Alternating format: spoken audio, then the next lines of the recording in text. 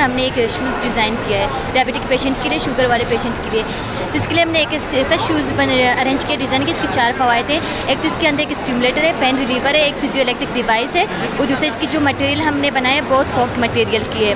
मेरा नाम Samira, university of Balochistan से।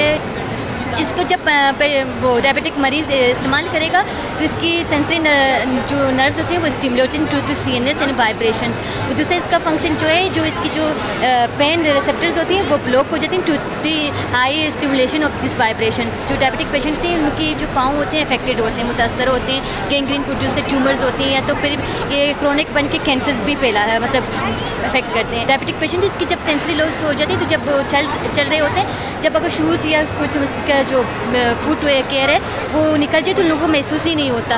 तो इसके लिए हमने एक फिजियो इलेक्ट्रिक डिवाइस डाला ताकि अगर वो शूज़ निकल जाए तो उन लोगों को ऑटोमेटिकली अलर्ट, मतलब इसी तरह का अलार्म बजे तो उसको महसूस हो जाए। जो हम 5-6 हज़ार तक मतलब सही से बन जाएगा।